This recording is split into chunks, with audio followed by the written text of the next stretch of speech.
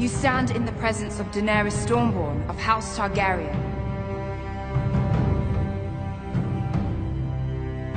It's such a loaded thing for these two people to meet.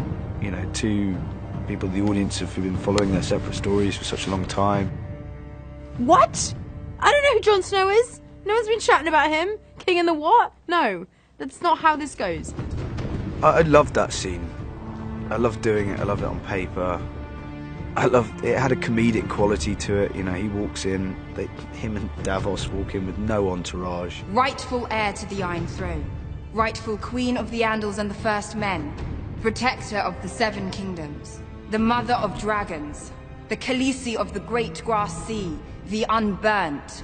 The Breaker of Chains. And then he's announced, and they haven't even really decided what he's called yet. This is Jon Snow. He's King in the North. The worlds colliding and you realise the difference between these worlds. Thank you for travelling so far, my lord. I hope the seas weren't too rough. The winds were kind, Your Grace. She's ready for it when he comes in, but she tries to do her diplomatic thing first. Apologies. I have a flea-bottom accent, I know. But Jon Snow is king in the North, Your Grace. He's not a lord.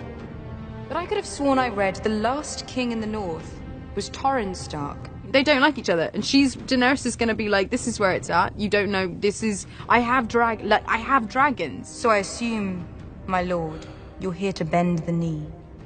I am not. Did you see 3 dragons flying overhead when you arrived? I did. Tyrion trusts Jon. He's letting Daenerys know that right now, yes, she has dragons. Yes, she could just invade and do whatever she wanted, but ultimately she needs allies. Honor the pledge your ancestor made to mine. Bend the knee, and I will name you Warden of the North. But again, Jon just gets down to the practicalities. You're not guilty of your father's crimes. And I'm not beholden to my ancestors' vows. Then why are you here? Because I need your help, and you need mine.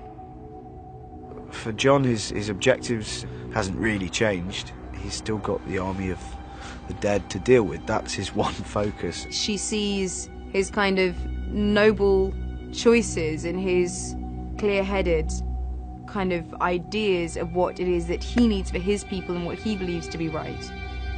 And it's an attractive quality for her because it's something that she also agrees with. I'm not your enemy.